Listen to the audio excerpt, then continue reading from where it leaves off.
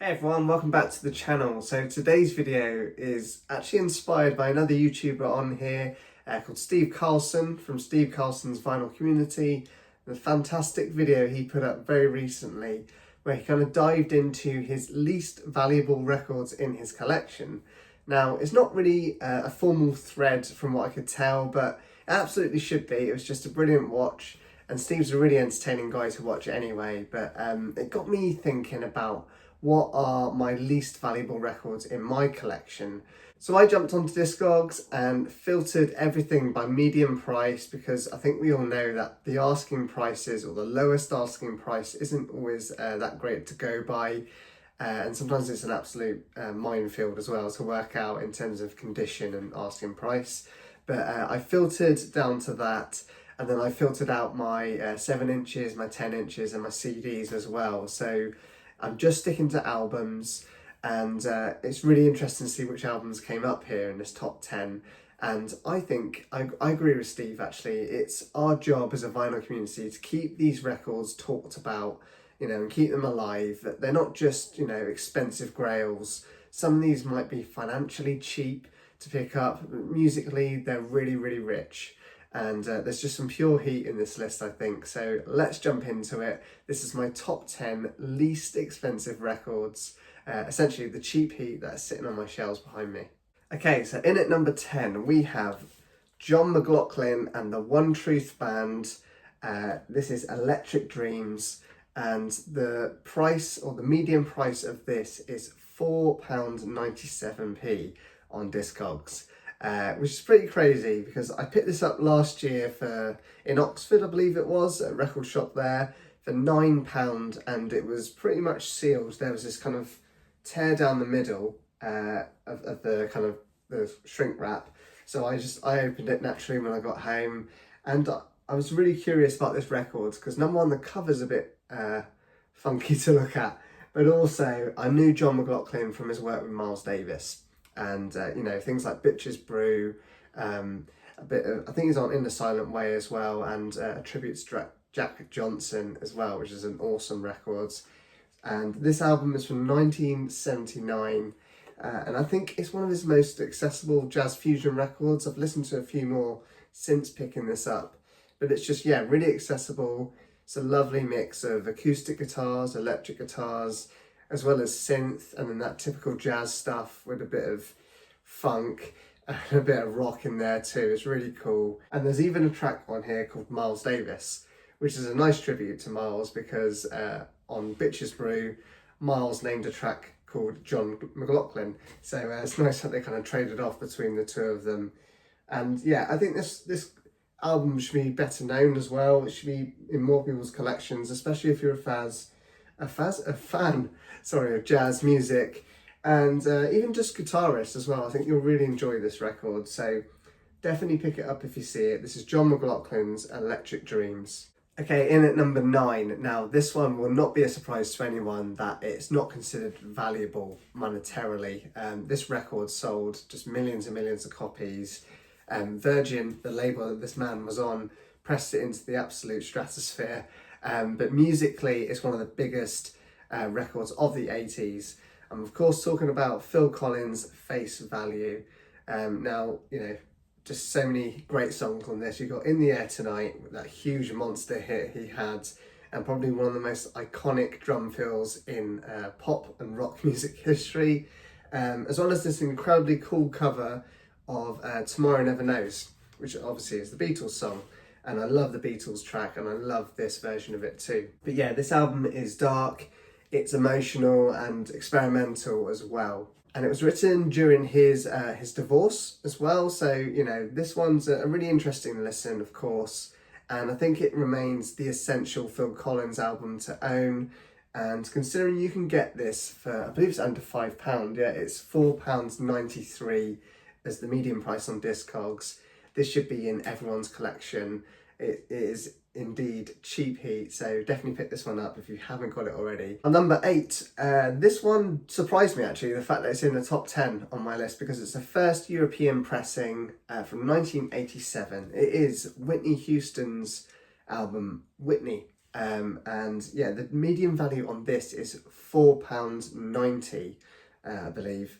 So yeah, this one actually really surprised me that it's in there because it's a first pressing and it sounds absolutely great as well.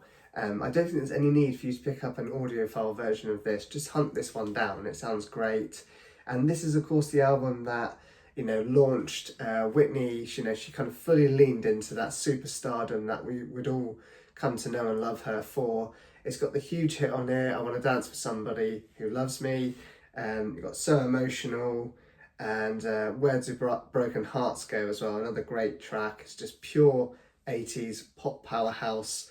Glossy, joyful, filled with huge hooks as well, and even bigger vocals, of course. So yeah, under £5. This is an absolute steal, and that cover is just, yeah, it's so 80s, just an iconic shot of Whitney there. Yeah, you can't get any more 80s than that. So yeah, number 8, Whitney Houston, Whitney. In at number 7, and Mr. Collins makes the list again. So, of course, talking about Phil Collins, No Jacket Required from 1985. And this again is another first UK pressing. And this album was, of course, it was massive. It was Grammy Album of the Year. Of course, there's just so many copies of this album out there. Scarcity is not something you'd associate with this album. But, that's why it gets this cheap medium price of £4.88. So, yeah, pick this up. It's I think I prefer face value to this album, but it's still one that you really need to have in your collection. It's peak polished 80s pop rock, I'd say, is probably the best way to describe it. Not his deepest album, not his greatest album, but it's fun, it's punchy, and again, it's dirt cheap. So pick it up, save this one from the bargain bins, especially if it's in playable condition. Phil Collins, No Jacket Required. Okay, in at number 6, we have the Kinks' Lola, and this is a 1971 compilation, I believe, and I picked this up from a charity shop years ago. I can't remember how much I paid for it, but it would probably been £1 or £2. But the Discogs medium value is £4.36. And it's worth clarifying that, yes, this is a compilation. It's not Lola versus Power Man, the studio album.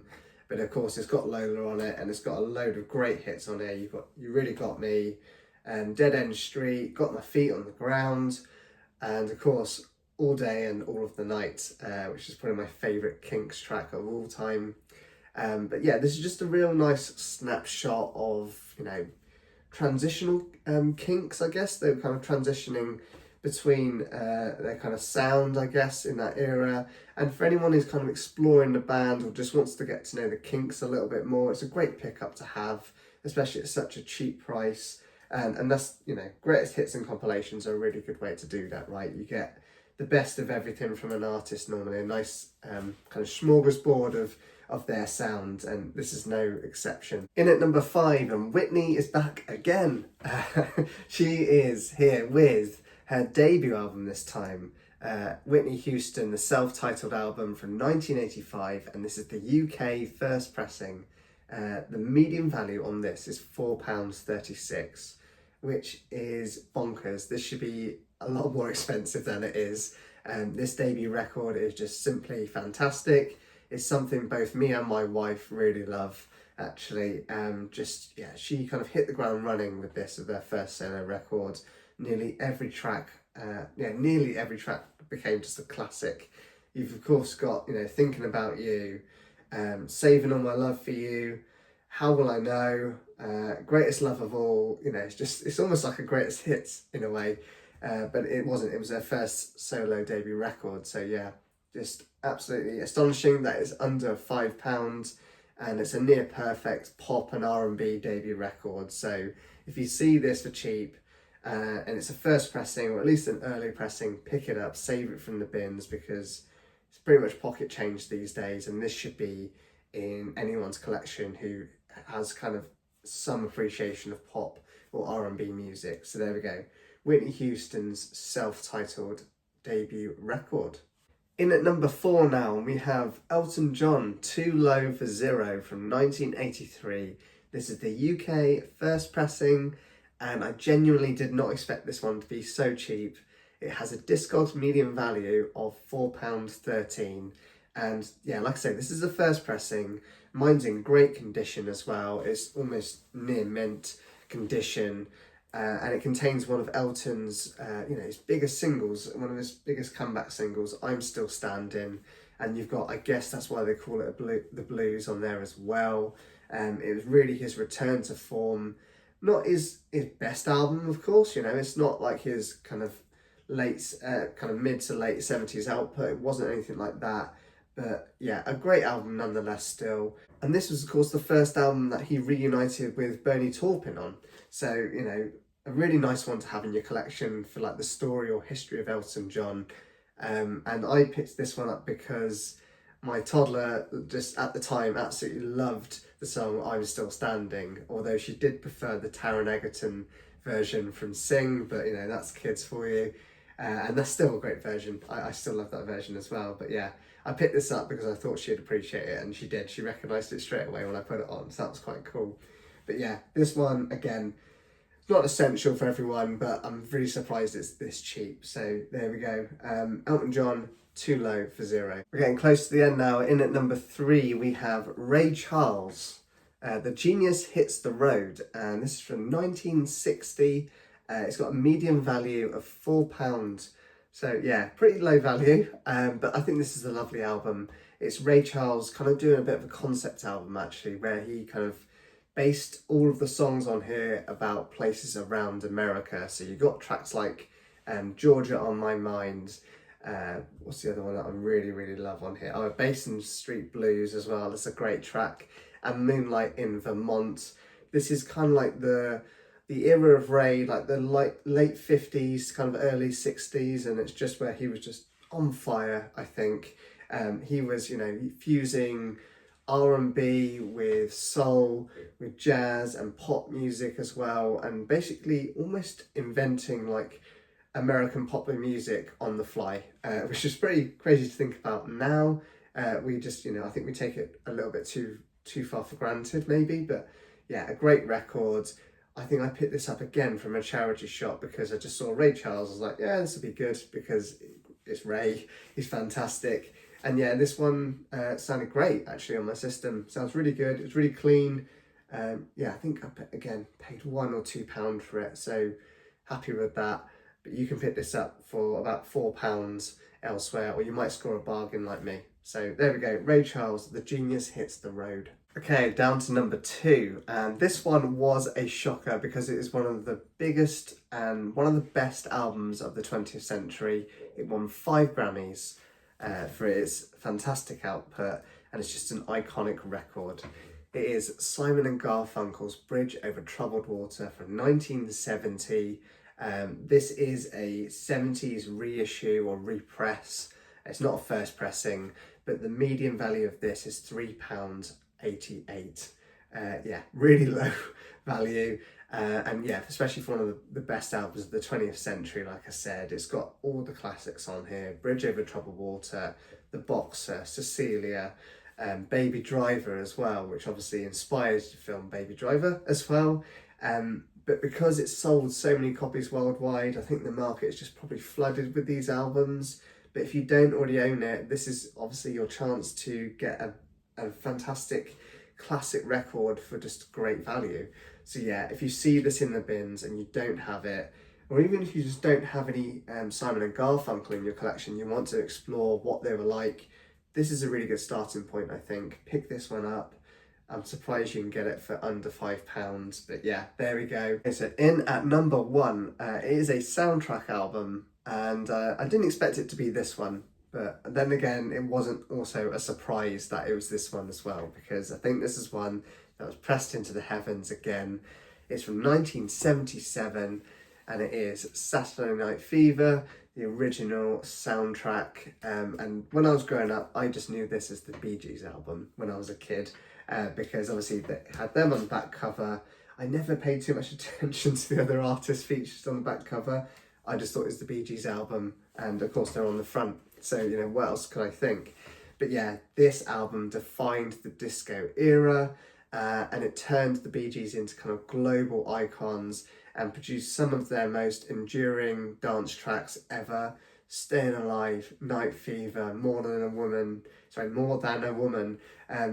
just fantastic records, and Jive Talking as well. That's one of my favourites from them. It's one of the best-selling soundtracks of all time, and you can pick this up for a median price of £3.55, which, yeah, you should definitely own this. If you have a semblance of appreciation for disco music, you should have this record. It's incredible, from back to front. There's not a duff track on this, I don't think, and it is a gatefold as well, so I'll play by the rules and show you the gatefold there. But yeah, just a fantastic record. See it, pick it up. It's been loved by millions, and it should continue to be loved by millions as well. So that's it. That is my top 10 of my least valuable records. Proof that cheap heat can be found everywhere, and some of those records were absolute classics, and some of them are just underrated gems as well, and they cost, you know, less than a pint these days, or a cup of coffee. So pick them up if you see them and save them from the bins. I'd love this to be a thing that we keep going in the vinyl community, keep Steve Carlson's idea going. So tell me in the comments below, what are the cheapest or least valuable records in your collection? And if you want to film a response video and tag Steve in it, I don't think he'd hate you for doing so. So make sure you get on that, that'd be great. And I'd love to see what's lurking in your shelves as well. So let me know when you film that video or post a comment, that'd be really cool. So thank you very much for watching today. Give this video a like if you've enjoyed it, and if you've not yet subscribed, please consider doing so. That really help this channel out and continue to help me grow as a channel. And lastly, I think I just need to say, keep spinning your records and take care of yourselves. Thanks very much.